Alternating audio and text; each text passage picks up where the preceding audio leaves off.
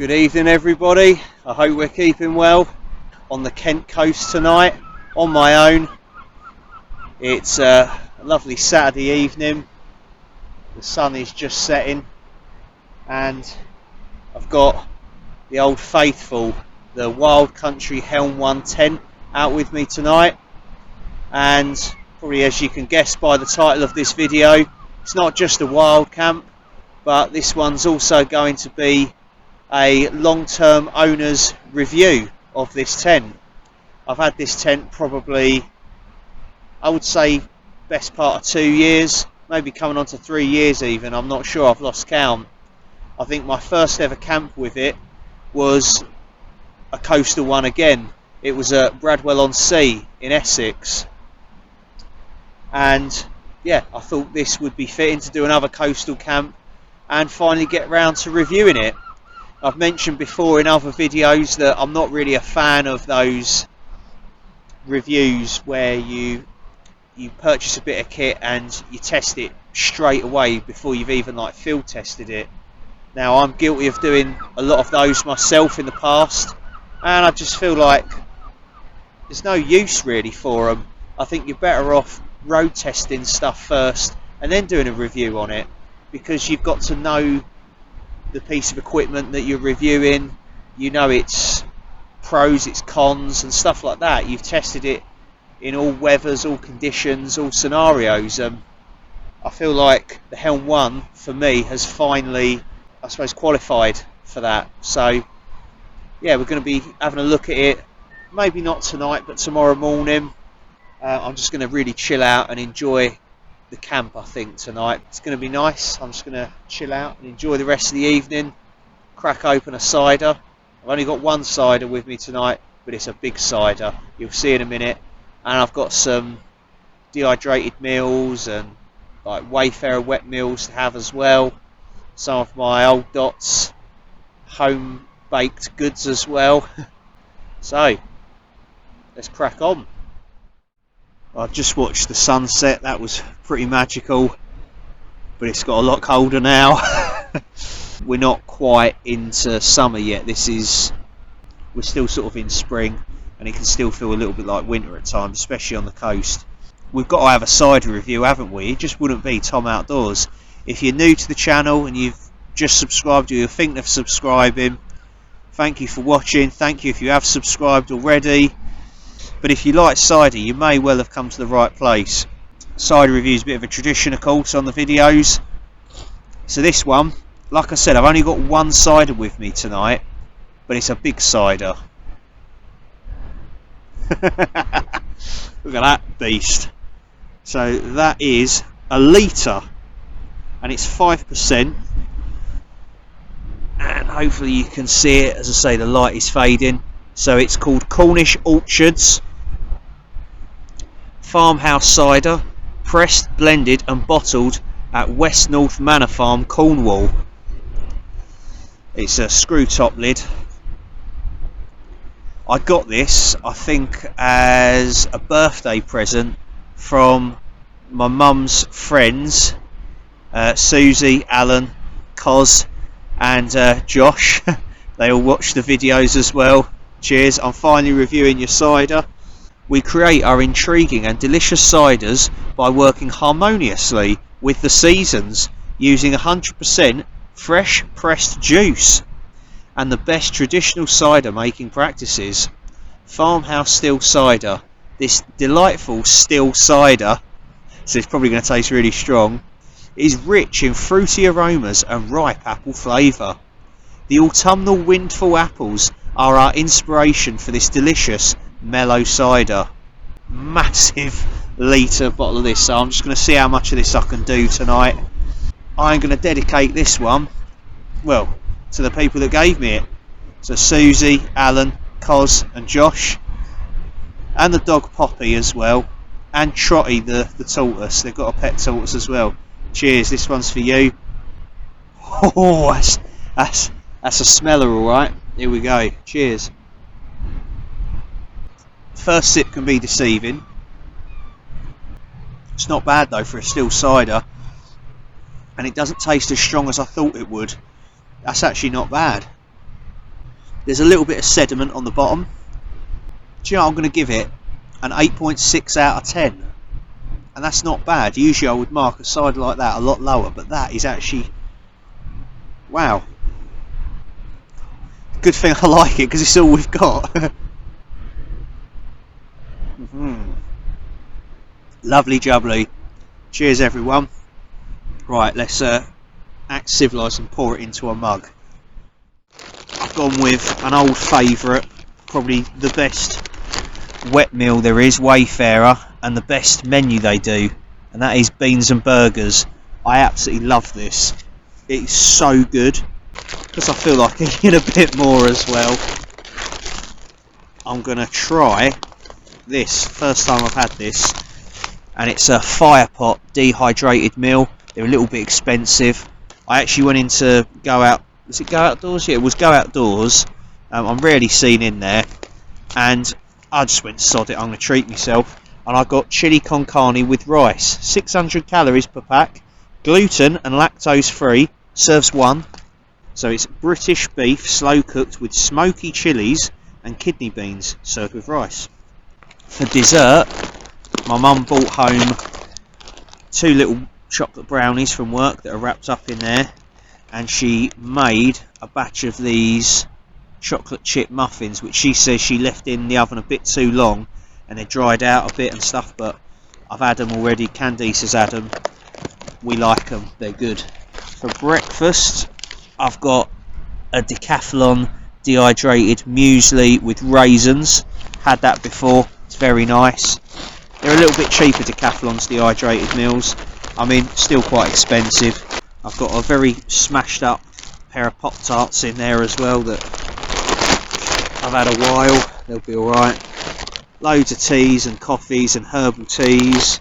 There's a couple of hot chocolates knocking around in this big bag as well.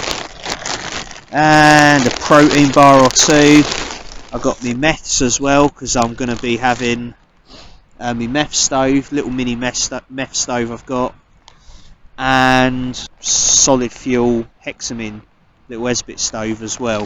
I'm kind of liking those 2 options at the moment. Got a windshield for it all in case the wind picks up. So that is about it.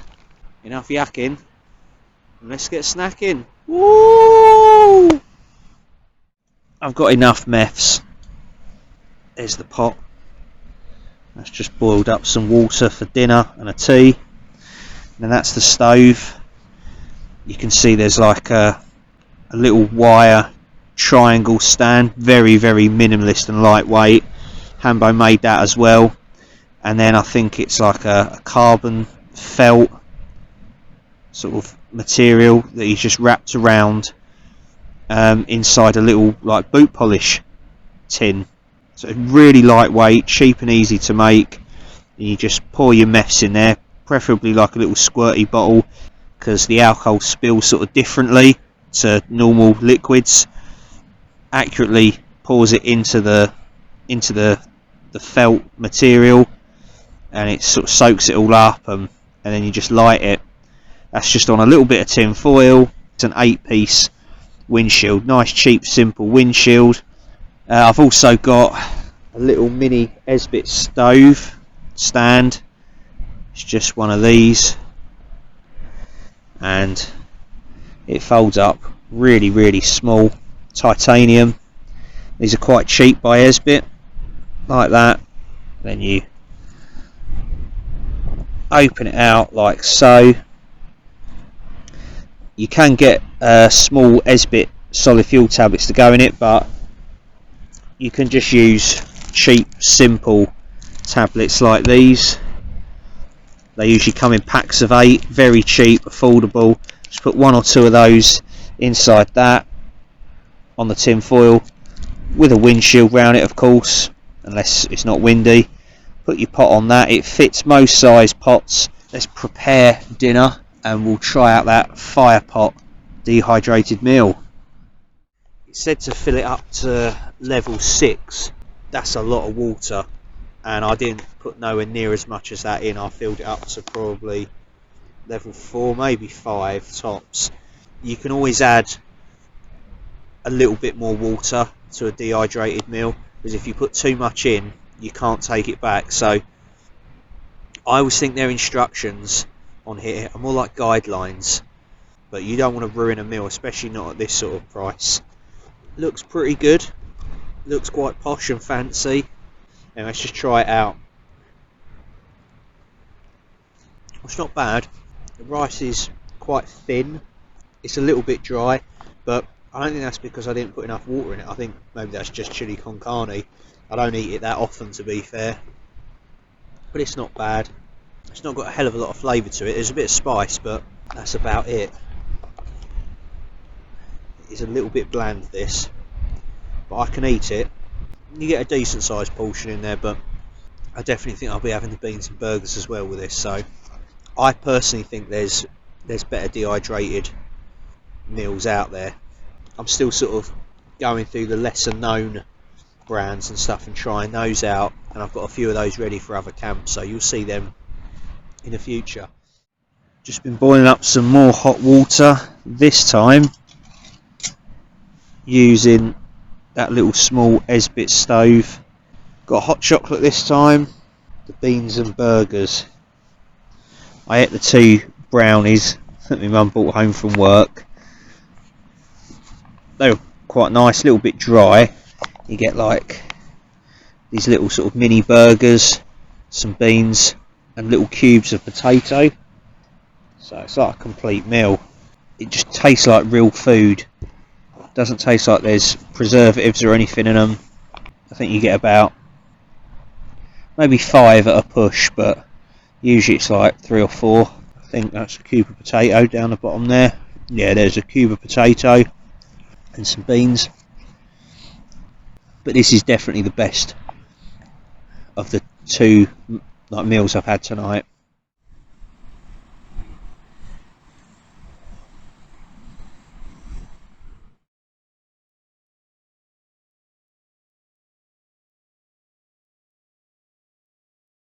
I'm inside the tent. This is one of the first things I want to bring to your attention, sort of as a long-term owner of a Helm 1 tent. I personally think the space inside here is brilliant. So I'm 5'10". I'm probably sitting around 100 kilos. I fit in this absolutely fine, and there's tons of space in here. If the weather's really bad, I can stay in this tent. I think I've been cooped up in this tent for quite a few hours before in different storms and stuff, and this tent's been fine. It means that I can unpack or pack away everything. I'm just preparing all of my sleeping stuff now. I've got like a silver foam mat laid out, and then I've got my winter inflatable mat here, and that's the Climate insulated static V, and it's like a winter pad, like a 4-season mat. It's got like some crazy R value on it, like at least 4, like 4.2, 4.4, something like that. And I find it's really warm and comfy. A little bit heavy, but it's good. I am in the market to get a lighter pad that I can use in the warmer seasons, so I can keep most of the stuff stored in either the main porch here, which has got enough space in it to cook in as well. I've cooked in it before. The good thing about the Helm 1 is you might just be able to see this. I'll show you it in more detail in the morning. This little bit here is a little semicircle door, and it's basically got a back vestibule, this tent, so you can store your rucksack and stuff that you're not going to be getting to during your camp a lot.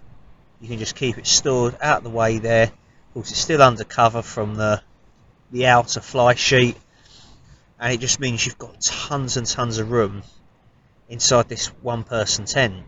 They do a Helm 1 compact as well, which I think is a slightly newer version of this, but same thing in my opinion. You've got a pocket at that end behind the camera, and you've got another pocket down that end. There's a light hanging loop as well. The material is pretty good quality. It's probably not like top end quality that you'd get, say, with Terra Nova. Wild Country, who makes this tent, I think is like the sister company of Terra Nova, and basically they're slightly more affordable tents than Terra Nova.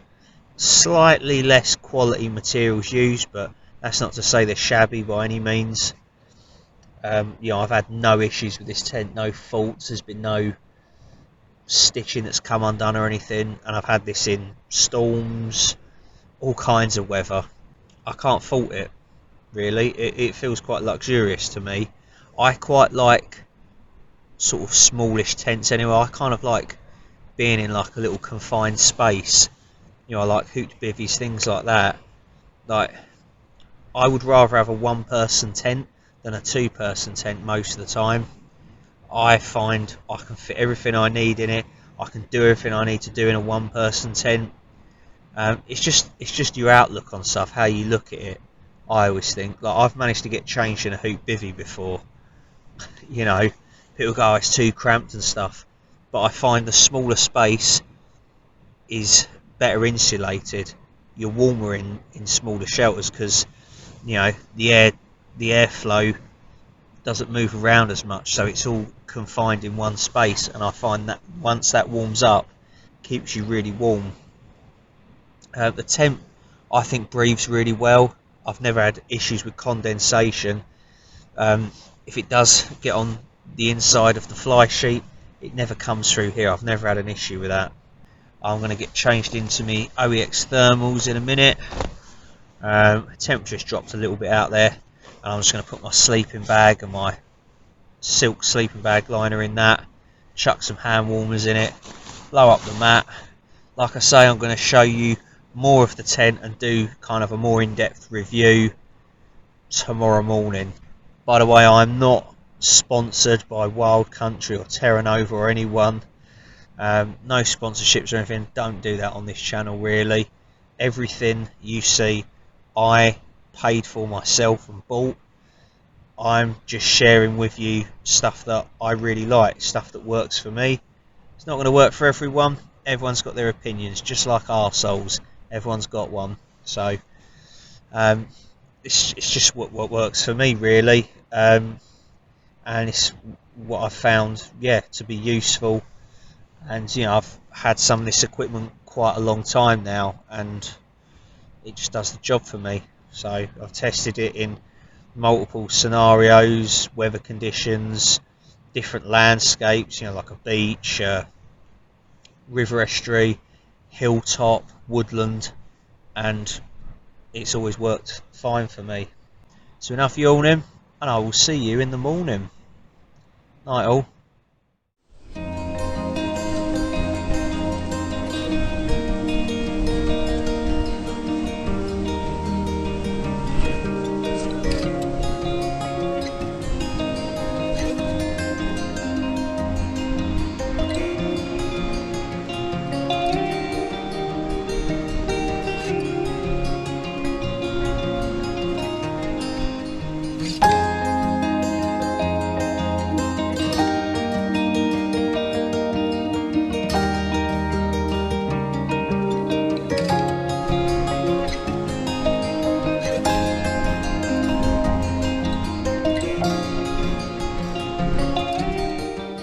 Morning everyone, it's a lovely morning here on the Kent coast, and I was up at about 5:15 AM because that was sunrise, so I sort of caught a bit of the sunrise. It was very nice, a little bit chilly, and then I went back to sleep and woke up at about 7:30. Had a little bit of breakfast. I had those Pop-Tarts that were like smashed up, and I've just boiled some water on the Esbit stove for my first tea of the day. It's always the best tea, is the first one of the day. There's another group just down the beach actually. I saw 2 or 3 tents last night in a group, and like they had a fire last night and stuff.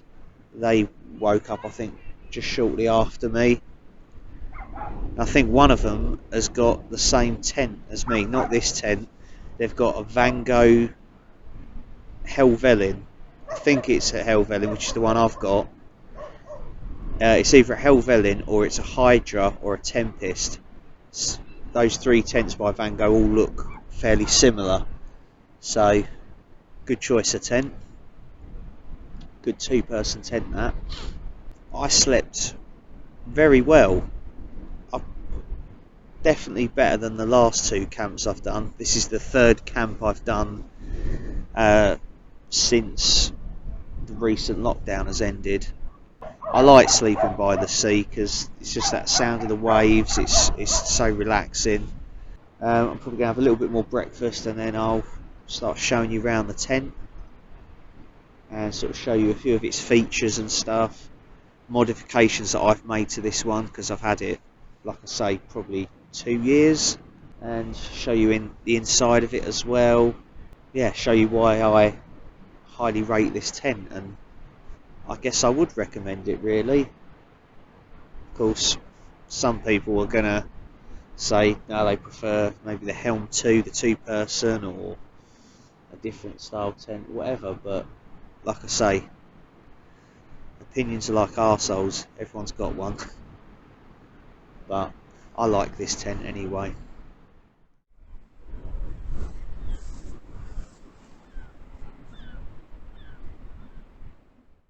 So let's start by having a look at the exterior of the tent. These ultra lightweight guy lines, I think it's like Dyneema called, that's not original. I added those myself with line lockers. So nice and lightweight. They're a bit of a git when they get tangled up though. They were getting a bit tangled up last night when I was setting it up. The guy lines that the tent originally comes with are like these sort of thick, cheap, white guy lines. So they're a bit bright. I don't think they were like glow in the dark or anything, but I could probably save a little bit of weight, but I've probably made hardly any difference to the weight of this tent.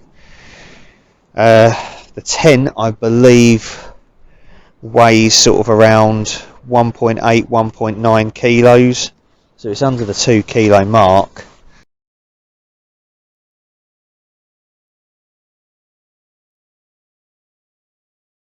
It's not bad, but of course you can get much lighter one-person tents, but you don't get as much space. This has got quite a lot of room in it, but in a weird way, it's like the TARDIS. It doesn't take up a massive footprint, but you get a massive porch, a back vestibule, and a decent sort of sleeping area. So it's a little bit heavier than most one-person tents, but look at the design of the poles. It's got this long blue pole that goes sort of that way through the tent, and then it's got this shaped pole with the corners here, the red pole, and that goes across, so it crosses over, so it gives it incredible strength in strong winds. So it's almost like a freestanding tent, this, in that just under my rubbish bag, that's like sort of like one corner, then you've got this corner here, the blue pole is, this one here where the red pole goes through, and then a fourth corner here, and then these ones in the middle of those four are kind of just to pull out the sides, and they're on, the inner is on like a stretchy cord, and then this is on like the Flysheet is on like just a normal sort of cordage, and you can adjust the length of that as well, so you can tighten it up or loosen it. It's 8 pegs and then another 4 pegs for each of the guy lines in those main corners. So yeah, it gives it incredible strength, I've found, in strong winds and stuff like that. So 12 pegs in total. It does come with of course, its own red Wild Country little lightweight aluminium pegs, and they're pretty good. I've snapped a couple of heads though. Like I say, I've had this tent a while, I've used it just about everywhere now. But last night I used some sand stakes, which I'll show you. Those you can get them most places online. So they're these massive sand and snow stakes. They're actually quite lightweight. They're massive because of course they've got to go down deep into the sand or snow, and they've got holes in as well, so the idea is that they will stay anchored into the sand or the snow, like loose sort of ground, and they're really good. I say you pick them up cheap, so I've got the actual pegs for the tent with me. Yeah, so the poles are like I think like a DAC aluminium pole, so they're pretty lightweight and they're pretty strong. I've had no snaps or breaks so far. On top of the tent, the only sort of things that I've had are here, where I've used some like some of that like tenacious tape, and there I think there might be somewhere else, and that's basically just where part of the pole sleeve sort of wore away, and I think I accidentally poked a hole through it when I was sliding poles through. Oh yeah, and there's a little bit of electrical tape just there, but minor things, doesn't affect the performance of the tent whatsoever. I patched those up and then it worked fine. I've resealed this tent several times. I've used like nick wax on it, tent proof spray. I've always washed it properly, but then I've never really had any leakages with it either. I didn't need to do that really. I just thought it's best to do it, and it also sort of it also prolongs the life of the fabric from like UV rays and stuff. I mean, this tent I think started out as a slightly darker green, and now it's a lighter green, of course, because of the sun. It served me well. Seam sealed all the seams on it. I think it came seam sealed already, but I just did it again anyway. An air vent at the front here, just there, and then one round the back here, there. That's about it really. Yeah, nice sturdy shape, design to it. You know, it rides the wind really well, I find. You've got your door here, simple toggle closure, and that's the zips. They're not like cheap zips, but they're not like the most expensive ones either. And then you've got Velcro storm flap there as well. Never had any issues with the door being blown open in high winds or anything. It's worked fine. One more thing to add is the way this tent is designed. You can actually pitch it as an outer first. So in other words, this inner tent section you could have unclipped from this fly sheet, and you could set up the fly sheet first and then basically build the tent from inside out, if that makes sense. And of course that's brilliant in bad weather, but to be honest with you, I just keep it clipped together the whole time. You can take this inner compartment out. You can probably just see in there where it's toggled up to the fly sheet, so you could take the inner out and you could use it as like a tarp tent and have a bivvy bag in it. In fact, with that setup you could probably squeeze at a push 2 bivvies in there if you had your head on your rucksacks. So for like me and Candice, she's only 4'11", and like I said, I'm about 5'10", so yeah, we're not the tallest of people, so that does work. I have done that before and it's worked fine. So you've got the option for it to be like a tarp tent as well. I've got everything packed up that was inside the tent and it's all outside now. That big bag there, that's all my rubbish I'm taking with me, and there's a few other bits as well from other people that I've picked up. I thought I'd show you the interior of the tent quickly. So you get down here, I like I say, you've got that main door there, and then you've got this rather generous sized porch in here. The Helm 1 footprint, by the way, comes separately with the tent. You have to pay, I think they're about £30, something like that, for one, but they're really good. And of course it covers the floor of the tent, but it also comes out here, so you've got a bit of floor for the porch. And like I say, I have managed to cook in that porch. I can store loads of gear in there. It's absolutely fine. The internal door is like half opaque material, and then it's got like a mesh up a bit as well, so you know, good sort of mosquito netting, no-seer mesh I suppose it's called. Good breathability, and the door zips up and around. And what you can do, try to do this one-handed, the door then screws up and slots in a little pocket back here, so it keeps it out of the way. It's not quite a bathtub floor. So let's climb in. There's a load of sand in here. It's the only thing with beach camps. Now I'll show you this little back vestibule that I was talking about. So I think this is a great feature. I want to see this on more tents.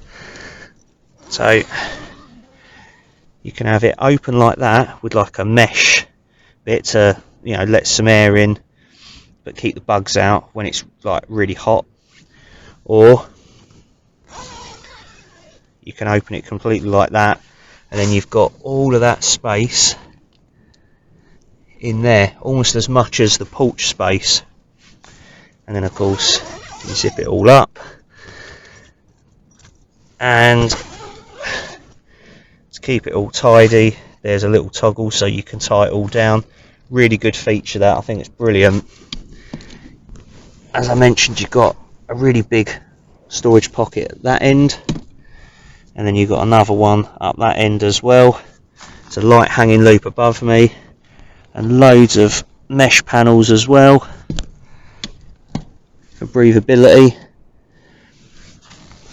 The only thing I could critique this tent on is the fact that the material is white, so in the morning the sun comes through and it's quite bright in the tent. That's the only downside. If it was a dark interior that would be brilliant. And like I say, you can use it as a tarp tent if you wanted to. If I get the specifications, what I'll do is I'll put them in the description box below this video. I suppose you're all going to ask me the $1,000,000 question, would I recommend this tent? I think it's brilliant. I personally think it's probably one of my favourite tents, if not maybe my favourite over the Terra Nova Laser Comp 1. That is a brilliant tent, but this, because of how rugged and stable it is, yet it's still not that heavy, and the amount of different uses you can do with it, and the amount of different kind of terrains and locations you can use it in, I think might just pip it. Personally, yeah, I'd say, you know, get one. They're about, I think they're about 150, although I paid 120. Yeah, I think I paid 120 for mine, and it was brand new with the tags on it and stuff. I got it off eBay, and then I paid, as I say, £30 for the footprint, so 150 quid all in. But they usually go for a bit more than that, and they're quite hard to find as well, quite hard to get hold of. At one point they'd completely sold out of them in this country, so yeah, they're a little bit like gold dust, but if you can get your hands on one, I'd recommend it. Now if you're 6 foot plus, yeah, you might struggle to fit in it. That's where maybe you might want a Helm 2 or a bigger tent, I don't know, or go with a tarp and bivvy. But you know, I'm just sort of saying what works for me, what I found to be useful, and I think this tent's great. It ticks all the boxes for me. I think that's about it really. I apologise, it's probably not the most thorough review. There are much better reviewers on YouTube with outdoor channels. It's not something I specialise in. I just know what I like and I use it, and that's it. So when people ask me, do you recommend this, etc, etc, I'm being honest, I have no idea. I like it. So if you're doing the same sort of stuff as me, you're the same sort of height as me, you like that sort of same sort of a bit of space but not too much space, then get one. That's all I'm going to say. Right, I'm going to get this packed up now.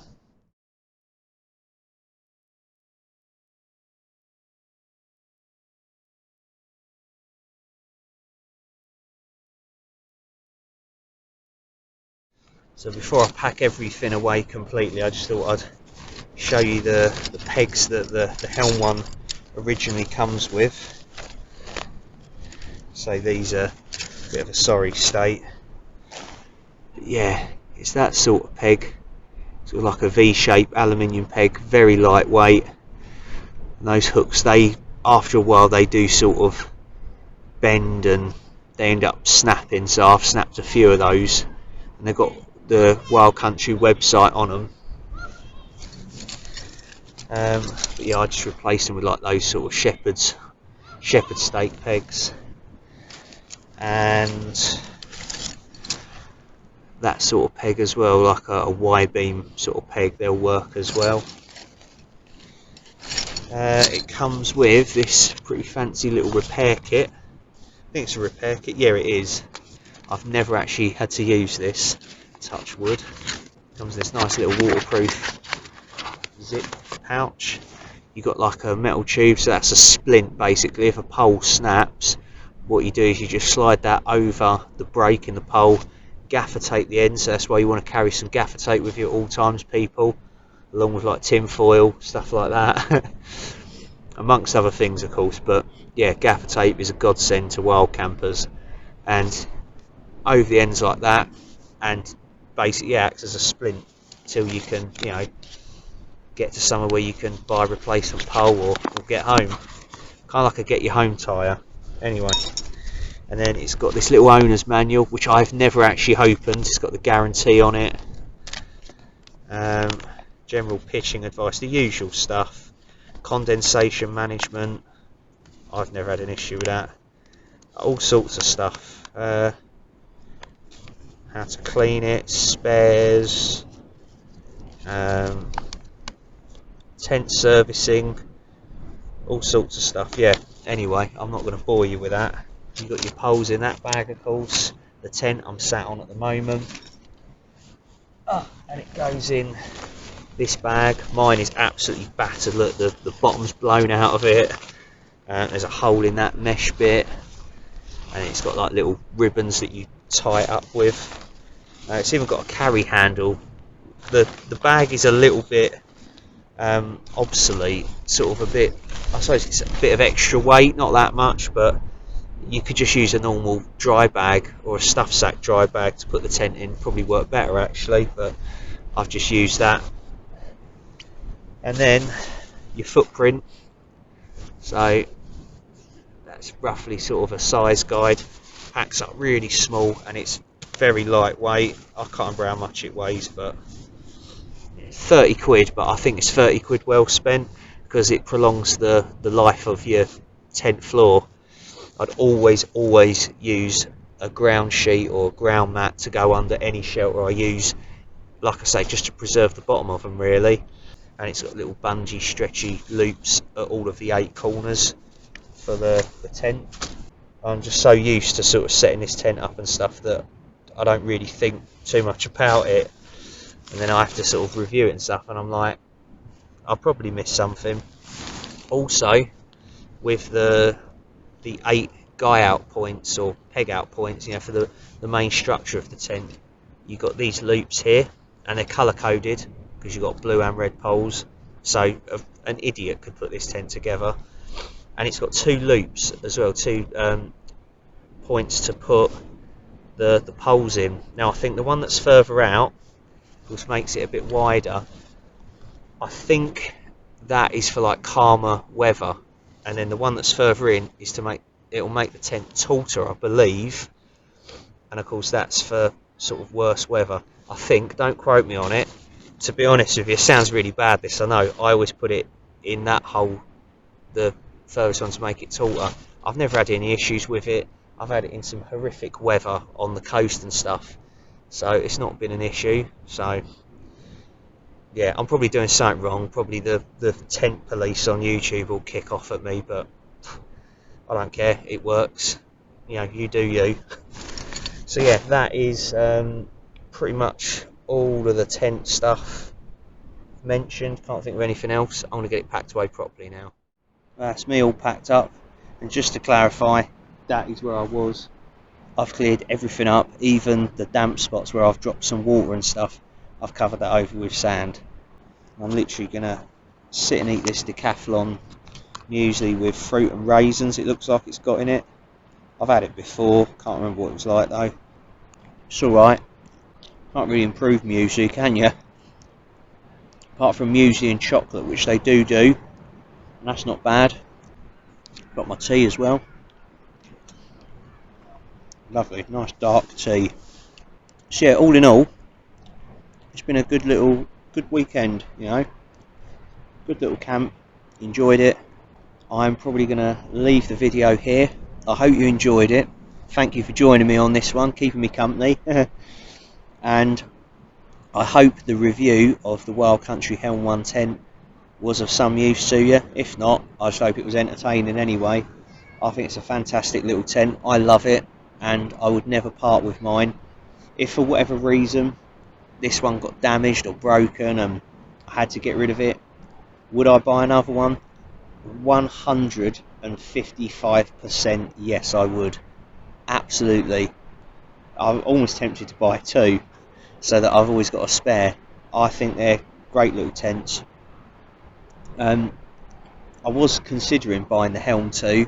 It's got two doors, one on each side, so you've got two porches essentially, and I was thinking of getting that for me and Candice to use, but we've already kind of nailed down our favourite like two-person tents, so we've got that sorted really. There's no real need for me to buy another one, but so I hope you enjoyed it. Get in the comments, let us know what you think, and until next time, take care of yourselves, look after each other, stay safe everyone, and be nice to each other as well, please. Look after the land we live in, I guess, you know. I'm not saying all that hashtag leave no trace bollocks, but you know, just do your bit, just keep it tidy, you know, clear up after yourself. If you clear up a bit of other people's rubbish as well, great. I'm not expecting you to pick up dirty baby wipes, honestly. Like, you can if you want, but you know, go for it. I'd use one of those litter picker things, but who keeps one of those in their car? Anyways, right, I'm waffling on. See you later, everyone. Bye.